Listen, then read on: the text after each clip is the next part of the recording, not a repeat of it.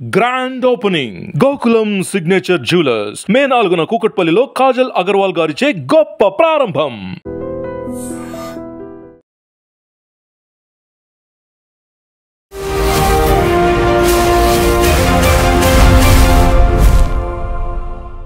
నమస్తే, welcome to I dream social spotlight with Kavitha. Folk singer Janu Lyri ఒక selfie video తీసింది. సూటిపోటి మాటల్ని భరించలేకపోతున్నాము, సోషల్ మీడియాలో విపరీతమైనటువంటి ట్రోల్స్ వస్తున్నాయి, సూసైడ్ చేసుకుందామనే ఆలోచనలు వస్తున్నాయి అని తను ఒక వీడియో చేసింది. అదొక సంచలనంగా మారింది. ఎందుకని సోషల్ మీడియాలో ఇంత వికృతమైనటువంటి కామెంట్లు వస్తున్నాయి? మనతో పాటుగా ఉన్నారు సోషల్ యాక్టివిస్ట్ కృష్ణకుమారి గారు. అమ్మా నమస్తే. సో నిన్న తను చేసినటువంటి ఒక వీడియో చాలా సంచలనం కలిగించింది. ఆ వీడియో చేసిన తర్వాత కూడా చాలామంది ఇంకా ఎందుకు బతుకున్నావు చచ్చిపోక ఇలాంటి కామెంట్స్. సింగిల్ మదర్ అయ్యి ఒక కొడుకుని తనంతట తాను పెంచుకుంటున్నటువంటి ఒక యువతి, తను ఒక ప్రామిసింగ్ కెరీర్ ముందుంది, వెళ్ళాలి అనుకుంటున్న టైంలో సూటిపోటి మాటలు కావచ్చు, ప్రతిదానికి నెగిటివ్ కామెంట్స్ పెట్టడం అనేది యాక్చువల్గా ఒక సెలబ్రిటీ లైఫ్ అని కాదు, ప్రతి ఒక్కరిని వాళ్ళు ఏం చేస్తున్నారు అనేది తొంగి చూసి మరీ కామెంట్లు చేయడం. ఏ మెంటాలిటీ ఇది? ఏం మైండ్ సెట్ అసలు? ఇది ఒక వికృతమైన మనస్తత్వం, అంతకంటే ఇంక చెప్పడానికి ఏమీ లేదు. ఈ వికృతమైన మనస్తత్వంలో వీళ్ళు ఒక పోకిరీలుగా తయారయ్యారు. వీళ్ళని అంతర్జాల పోకిరీలు అంటారు. వీళ్ళ పని ఏంటి అంటే వీళ్ళ ఐడెంటిటీని వీళ్ళు ఎప్పుడు బయట పెట్టుకోరు. ఫోటోలు కూడా దొంగ ఫోటోలు పెడతారు, దొంగ ఐడీలు పెడతారు, పేర్లు అన్నీ ఫేక్ పెట్టి ఇష్టం వచ్చినట్టు మాట్లాడతారు.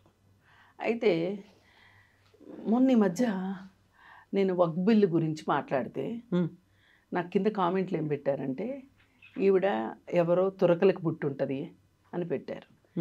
కానీ నేనేమి ఒక్క క్షణం కూడా నేను బాధపడలా. ఎందుకంటే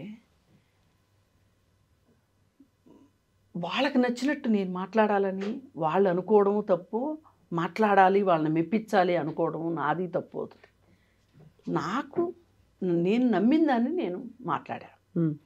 వాళ్ళకి అది నచ్చలేదు, ఒక కామెంట్ పెట్టారు. అందరూ మంచి కామెంట్లు పెట్టాలని లేదు, అందరూ ఒకే మనస్తత్వంతో ఉండాలని లేదు. కానీ ఇది నా పర్సనల్ లైఫ్కి సంబంధించింది కాదు. అవును, అది ఒక పబ్లిక్ లైఫ్కి సంబంధించింది కాబట్టి నేను అంత నిబ్బరంగా మాట్లాడగలిగా. మీ అభిప్రాయం మీద వాళ్ళ ఒపీనియన్ అది. కానీ అదే నా జీవితానికి సంబంధించి ఎవరైనా కామెంట్ చేశారనుకో కొంచెం బాధేస్తా. అవును, లేదా బాధేస్తే. కానీ ఒక్కసారి అంటూ మనము ఈ సోషల్ మీడియాలోకి వచ్చిన తర్వాత ఇది ఎంత అందమైన సోషల్ మీడియానో అంత ఊబి లాంటిది కూడా. దీనికి పైకి ఎంత కనిపిస్తుందో లోపల అంత ఉంది. ఈ లోపల అంత ఉన్నది వీళ్ళు, ఈ లోపల ఉన్న వాళ్ళు పైకి రారు, బయటికి రారు, కనిపించరు, కేవలం వినిపిస్తారు అంతే. వీళ్ళకి ఇప్పుడు నేనున్నామండి, మీరు నా ఎదురుగా ఉన్నప్పుడు నేను మిమ్మల్ని ఎంతవరకు తిట్టగలుగుతా? ఒక లిమిట్ ఉంటుంది. తిరిగి కొడతారనో లేదు మీరు కూడా ఏదైనా తిడతారనో ఒక భయం నాకు ఉంటుంది, ఒక ఆలోచన నాకు ఉంటుంది. అదే మీరు ఇక్కడ లేరు, ఎక్కడో ఉన్నారు, ఇక్కడ ఇంకొకళ్ళు ఎవరో ఉన్నారు.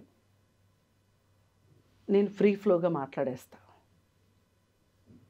ఏమైనా మాట్లాడచ్చు, ఎంతవరకైనా వెళ్ళి మాట్లాడచ్చు. నా ధీమా ఏంటి?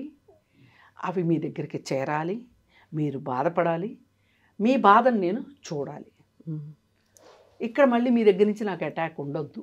అవును, ఇది ఒక అదనపు సౌకర్యం. అదేవిధంగా ఇలా చేసే వాళ్ళకి మీరైతే ఏం గుణపాఠం చెప్తారు అని నేను అనుకుంటున్నాను అంటే, వస్తే పిరికి మొహం, నా ఎదురుగా మాట్లాడలేని మాటలు నా చాటును మాట్లాడి నా బాధను చూడాలనుకుంటే నీకంత సంతోషాన్ని నేను ఇవ్వను. నేను అసలు బాధే పడను, నేను అసలు కేరే చేయను, నిన్ను పట్టించుకోను, నీ ఇష్టం వచ్చిన వాళ్ళ దగ్గర నీ ఇష్టం వచ్చినట్టు వాక్కు అని అంటారు. అదే మీరు స్ట్రాంగ్ మైండ్ అనుకోండి, ఇలా అంటారు. అదే వీక్ మైండ్ అయితే ఏడుస్తూ కూర్చుంటారు. మీరు ఏడ్చిన వెంటనే ఈ మనిషికి కూడా చాలా సంతోషం వేస్తుంది. ఆ మనిషి వచ్చి నాకు చెప్తుంది. ఎంత స్ట్రాంగ్ మైండ్ అయితే, ఎంత స్ట్రాంగ్ పర్సన్ అయితే సింగిల్ మదర్గా తన కొడుకుని తానే నేను పెంచుకుంటూ అక్కడికే ముందుకు, వస్తున్నా. కానీ అదే టైంలో తను ఎంత డిసప్పాయింట్ అయ్యి ఏడుపు దాకా వెళ్ళింది, ఆత్మహత్య దాకా మాట్లాడుతోంది అంటే ఇక్కడ రీజన్ ఏంటి అంటే, ఒక రకంగా మన జీవితంలో మనం స్ట్రాంగ్గా ఉండాల్సిన అవసరమే ఇట్లాంటప్పుడు ఉంటుంది. ఒక స్థిరమైన నిర్ణయాన్ని తీసుకున్నప్పుడు మనం ఎంత స్ట్రాంగ్ మైండ్తో ఉంటామో, ఇలాంటి ఒడిదుడుకులు వచ్చినప్పుడు కూడా అంతే స్ట్రాంగ్గా ఉండగలగాలి. మీ ఎగ్జాంపుల్ ఎందుకు చెప్పానంటే, ఇప్పుడు ఈ కామెంట్లు పెట్టిన వాళ్ళందరూ ఎదురుగా లేరు. అవును, చాట్ని ఉండి మాట్లాడుతున్నారు. వాళ్ళకేం తెలుస్తుంది అమ్మాయి జీవితంలో ఏముందో, అమ్మాయి ఎంత కష్టపడిందో, భర్తతోటి ఎంత ఇబ్బంది పడి ఉంటుంది. నిజంగా మంచి భర్త దొరికితే గనక చిన్న చిన్న అడ్జస్ట్మెంట్లు ఉన్నప్పటికీ, చిన్న చిన్న కష్టాలు ఉన్నప్పటికీ భార్య అడ్జస్ట్ అవుదామనే చూస్తుంది. ఎందుకంటే ఒక భర్తని వదులుకుంటే సమాజం దృష్టి ఎలా ఉంటుందో సగటు స్త్రీకి తెలుసు. అందుకని అలా ఆషామాషిగా అవసరం ఉన్నా లేకపోయినా విడాకులు తీసుకోవాలని ఎవరన్నా ఒకళ్ళు అనుకుంటారేమో, కానీ ఈ అమ్మాయి అనుకుందని నేను అనుకోను. కానీ తనకు చాలా ఇబ్బందులు ఉండుంటాయి. వీళ్ళకి కూడా ఏంటంటే గ్రోత్ సడన్ గ్రోత్ ఇవి, అంటే కొన్ని సంవత్సరాల పాటులో వచ్చినప్పటికీ కూడా ఊహించిన గ్రోత్. ఈ గ్రోత్కి సోషల్ మీడియాకు కూడా సంబంధం ఉంది. ఇవాళ ఇంత సోషల్ మీడియా ఉంది కాబట్టి ఇంతమందికి తెలిసింది జానులరీ, లేకపోతే ఎంతమందికి తెలుస్తుంది? ఇంతకుముందు సోషల్ మీడియా లేకముందు ఎంతమంది జానపద కళాకారులు లేరు? వాళ్ళందరూ ఇంత ప్రపంచానికి తెలిసారా? లేదు కదా. మళ్ళీ ఇదే సోషల్ మీడియా ఆవిడని బాధ పెట్టింది. ఇదే సోషల్ మీడియా చాలాసార్లు సంతోషపెట్టింది తనని. అందుకే సోషల్ మీడియా అనేది రెండంచులు పదునున్న కత్తి లాంటిది.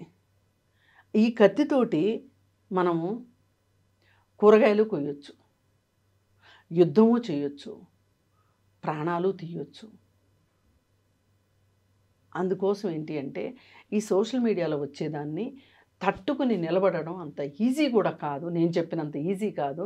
కానీ నా దృష్టిలో తన జీవితంలో ఎదుర్కొన్న కష్టాల కంటే ఇది పెద్ద కష్టమని నేను అనుకోను. అవును, తన జీవితమే చాలా పెద్ద కష్టం. ఎందుకంటే కేవలం తను ఒక హౌస్ వైఫ్గా ఉండి ఒక సింగిల్ మదర్గా ఉండడం వేరు, ఒక బాబుని పెంచుకుంటూ ఉండడం వేరు.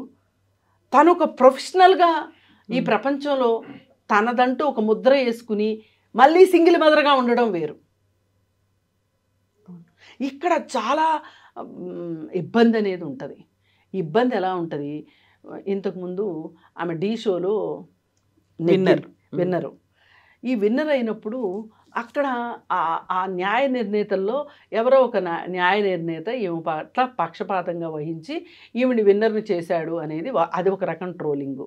అది అయిపోయిన తర్వాత ఆ ట్రోలింగ్ నుంచి తప్పించుకోవాలి అనుకుని అసలు నిజంగా ఈ అమ్మాయి ఇంకొక అతను ఈమె కలిసి జీవితం పంచుకోవాలనుకుంటున్నారు. అయితే ఈ సంగతి చాలామందికి తెలియక అది ప్రచారంలోకి తీసుకొచ్చారు. ఆ ప్రచారానికి దెబ్బ కొట్టాలి అంటే గండి కొట్టాలి అని వీళ్ళు ఈ పెళ్లి విషయం తీసుకొచ్చారు. అప్పుడైనా నోరు మోస్తారని. అయినా ఆగలేదు. ఆగపోయేసరికి ఆ అమ్మాయి హతాశురాలైపోయి ఏడుస్తూ డిప్రెషన్లోకి వెళ్ళిపోయి ఆ అమ్మాయి పెట్టింది, జాను ఏడిస్తే మీకే కావాలి, నవ్వితే మీకే కావాలి, చీర కట్టుకుంటే మీకే కావాలి, మేకప్ వేసుకుంటే మీకే కావాలి అని చాలా బాధపడుతూ ఒక సుదీర్ఘమైన పోస్ట్ ఒకటి పెట్టింది. ఆ పోస్ట్ పెడితే నేను నిన్న వేరే చోట ఎక్కడో మాట్లాడుతూ నేను ఒకటే చెప్పాను, ఏనుగులు వెళ్తుంటే కుక్కలు అరుస్తాయి, కానీ కుక్కలు వెళ్తుంటే ఏనుగులు అరవు. నువ్వేంటో నీకు తెలుసు, ధైర్యంగా ఉండు, ఎవరేం మాట్లాడుకున్నా నీ వ్యక్తిగత జీవితం గురించి ఇంకొకళ్ళు మాట్లాడడానికి వీల్లేదు. మాట్లాడుతున్నారు అయినప్పటికీ చొరవ తీసుకుని వాళ్ళని నువ్వు పట్టించుకోక్కర్లేదు. నేనే కాదు చాలామంది మాట్లాడారు ఆ అమ్మాయికి సపోర్టివ్గా.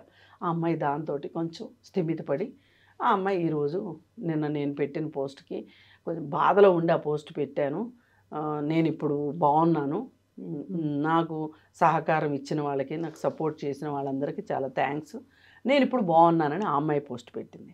అలాగే ఆ అమ్మాయి ఎవరితోటైతే జీవితం పంచుకోవాలనుకుంటుందో దిలీప్ దేవగన్ అనే ఆయన కూడా వచ్చి సింగర్ ఆయన కూడా వచ్చి పెట్టారు. There is the matter. ఆ ఇద్దరు కలిసి ఉంటే మీకు వచ్చిన బాధ ఏంటి? అతను సిద్ధంగా ఉన్నాడు, ఒక బాబున్న మహిళతో ఉండటానికి అతను సిద్ధపడ్డాడు. మీకు నాకేం అభ్యంతరం ఉండాలి? వాళ్ళ ఫ్యామిలీలకు అభ్యంతరం లేదు చెప్పారు. అసలు ఇప్పుడు ఇవి చాలా కొత్తగా మాట్లాడుకుంటున్నారు, కానీ స్వాతంత్రోద్యమ కాలంలో చాలామంది బాల వితంతువుల్ని పెళ్లి చేసుకున్న స్వాతంత్ర సమరయోధులు ఉన్నారు. కమ్యూనిస్ట్ పార్టీల్లో వాళ్ళు కూడా బాల వితంతువుల్ని, అలాగే ఒకళ్ళో ఇద్దరు పిల్లలున్న మహిళల్ని అంటే వితంతువులైన మహిళల్ని పెళ్ళిళ్ళు చేసుకుని జీవితాల్లోకి ఆహ్వానించిన వాళ్ళు ఉన్నారు. అలాంటిది ఇప్పుడు ఆ అబ్బాయి కూడా అనుకుంటున్నాడు, ఏమి బాబుంటే ఏమైంది అని. వాళ్ళు కలిసి ఉండాలనుకుంటున్నారు. మనకి ఇష్టమైతే, మనకు సంతోషం అనిపిస్తే వాళ్ళకి శుభాకాంక్షలు చెప్పాలి, విషెస్ హ్యాపీగా ఉండండి అని. అసలు మీకు నచ్చడానికి మీరెవరు, నచ్చకపోవడానికి మీరెవరు? అసలు ఆమె జీవితంతో మీకేంటి పని? ఆమె డాన్స్ వేసింది, మీకు నచ్చితే చూడండి, లేకపోతే లేదు. ఆమె పాట పాడింది, నచ్చితే వినండి, లేకపోతే లేదు. ఇప్పుడు అతను కూడా సింగర్ కాబట్టి నచ్చితే వినండి, లేకపోతే లేదు. అంతకంటే మీకేంటి ప్రమేయం వాళ్ళ జీవితాల్లో? ఎందుకంటే ఇవాళ ఎవరి జీవితాల గురించి వాళ్ళు బాగు చేసుకోవటానికో, వాళ్ళ జీవితానికి ఏం కావాలో తెలియక ఈ సోషల్ మీడియాలో పడి కొట్టుమిట్టాడుతున్నారు చాలామంది. ఇదే అసలు జీవితం అనుకుంటున్నారు. ఈ ఒక్క 3 అంగుళాలు ఉంటుందో 4 అంగుళాలు ఉంటుందో ఈ ఫోను, అదే ఒక టచ్ స్క్రీను ఇలా వేలు పెట్టేసి ఇలా ఇలా ఇలా ఇలా అనేసేసి ఫోన్ చూసేసి ఈ ఫోన్లోనే జీవితం అనుకుంటున్నారు. ఇది చాలా బాధాకరమైన విషయం. మన మాట ఒక మనిషిని నిలబెట్టేలా ఉండాలి. మన మాట ఒకరిని ఓదార్పిచ్చేలాగా ఉండాలి. మన మాట మనకి వాళ్ళు మీరు మాట్లాడిన దానివల్ల నా జీవితం ఆ కష్టకాలంలో నేను కొంచెం సంతోషపడ్డాను అని చెప్పినంత అంత గొప్ప మాట ఇంకొకటి ఉండదు. ఈరోజు పొద్దునే నాకు ఒక ఆమె ఫోన్ చేసింది, నేను మర్చిపోయాను ఆవిడని. ఫోన్ చేసి అమ్మ నేను పలానా అంది. చెప్పండి, నేను గుర్తుపట్టలేదు అంటే, నేను సంగారెడ్డి నుంచి మాట్లాడుతున్నాను, నా హస్బెండ్ తోటి చాలా ఇబ్బందిగా ఉంటుంటే నేను మీకు ఎవరో మీ నెంబర్ ఇస్తే కాల్ చేశాను. మీరు ధైర్యంగా ఉండండి, మీరు పోలీస్ స్టేషన్కి వెళ్ళండి, కంప్లైంట్ చేయండి, అక్కడ ఏమన్నా మీకు ఇబ్బంది అయితే నాకు చెప్పండి అని చెప్పి మీరు ధైర్యం చెప్పారు. మీరు ఆ రోజు నాకు ధైర్యం ఇవ్వకపోతే నేను అసలు పోలీస్ స్టేషన్కి వెళ్ళేదాన్ని కాదు. పోలీస్ స్టేషన్కి వెళ్ళిన తర్వాత మా హస్బెండ్ వాళ్ళు మేము మ్యూచువల్ సైన్ చేసుకొని ఇంకా ఈ కేసులు ఈ కొట్లాట్లు ఎందుకులే అని మ్యూచువల్ డివోర్స్ తీసేసుకున్నాము. నిన్ననే నాకు డివోర్స్ వచ్చింది. ఆ రోజు మీరు చాలా ధైర్యం ఇచ్చారు, అందుకే నేను ఇవాళ ఒక రకంగా ఒక పెద్ద ఊబిలో నుంచి బయటపడ్డాను అని చెప్తే అసలు నాకు గుర్తే లేదు ఆ క్షణం ఆ అమ్మాయికి నేను అంత ధైర్యాన్ని ఇచ్చానా అని. నిజంగా అండి, 4 మాటలే కావచ్చు కష్టంలో ఉన్న వాళ్ళకి చాలా భరోసానిస్తాయి. బాధలో ఉన్న వాళ్ళకి బాధ నుంచి బయటకు వచ్చేట్టు చేస్తాయి. మనకు చేతనైతే ఏదో అంటారు, ఏదో సినిమాలో డైలాగ్ ఉన్నట్లు, వీలైతే కుదిరితే ఒక కప్పు కాఫీ 4 మంచి మాటలు వీలైతే అన్నట్లుగా జీవితాలు ఉండాలి. ఇదే అసలు జీవితం అంటే అని నేను అనుకుంటాను. మరి ఈ అంతర్జాల పోకిరీలకి అంత ఈజీగా బుద్ధి వస్తుందని నేను అనుకోను. ముసుగు వీరులాగా ఉండకండి, దమ్ము ధైర్యం ఉంటే బయటకు రండి అని మాత్రమే చెప్పగలను. జాన్ లూరీకి మట్టుకు ఇప్పుడు మన ఇద్దరం కలిసి all the best wishes. Thank you so much అమ్మా. Thank you.